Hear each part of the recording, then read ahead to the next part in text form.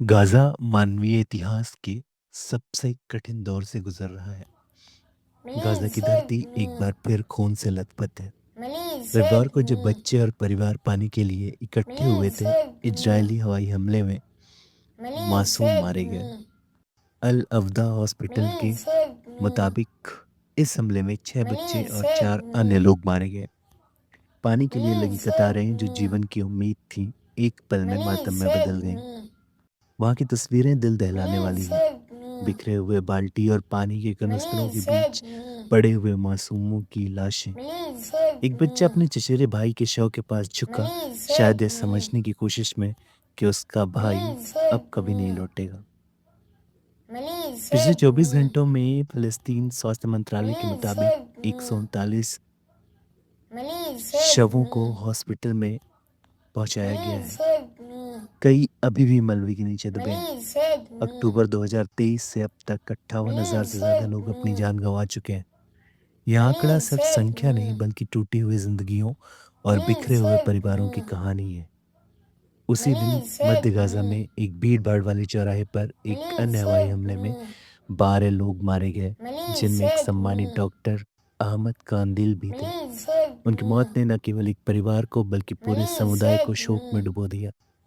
अल-शिफा medical college complex के निदेशक doctor Mohammad Abu सलामिया ने बताया कि 40 से ज़्यादा लोग घायल हुए और घायलों की चीखें गाज़ा की गलियों में गूंज रही थी। शनिवार को भी गाज़ा में मानवता शर्मसार हुई। दक्षिणी रफ़ा के पास एक सहायता वितरण स्थल पर इजरायली सैनिकों की गोलीबारी हुई।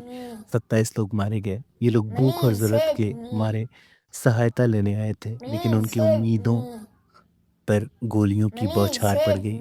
International committee of red cross ने बताया कि उनके फील्ड अफसर अस्पताल में 132 घायल मरीजों को लेकर पहुंचे, जिनमें 25 की मौत हो चुकी थी।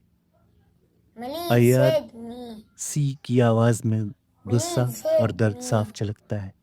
यह स्थिति अस्वीकार्य है। इन सामूहिक हत्याकांडों की आवृत्ति और भयावहता गाजा के नागरिकों की भयानक स्थिति को उजागर कर रही है। उत्तरी गाजा के अल शाती शरणार्थी शिविर में 13 लोगों की जान गई, जिसमें एक मासूम बच्चा भी शामिल था। इजरायली सेना का कहना है कि वे हमास के ठिकानों को निशाना बना रहे थे, लेकिन हर बार की तरह मासूमों की जानें इस हिंसा की भेंट चढ़ रही हैं। दोहा में चल रही युद्ध विराम की बातचीत भी अब उम्मीद की किरण को धुंधली कर रही है। दोनों पक्ष एक दूसरे पर समझौता तोड़ने का आरोप लगा रहे हैं। इजराइल के प्रधानमंत्री बेंजामिन नेतन्याहू का कहना है कि उन्होंने अमेरिकी दूत स्टीव विटकॉफ के प्रस्ताव को स्वीकार किया, लेकिन हमास ने इससे ठुकरा दिया। दूसरी ओर हमास का कहना है कि इजराइल नई शर्तें थोप रहा है। इसी बीच गाजा में बमबारी और गोलीबारी का सिलसिला थम नहीं रहा।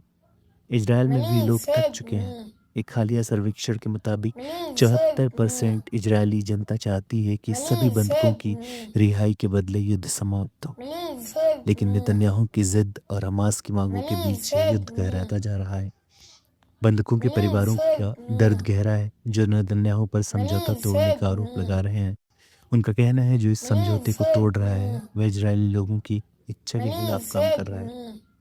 गाजा की सड़कों पर धुआं, मलबा और आंसुओं का समंदर है। हर बम, हर गोली किसी की माँ का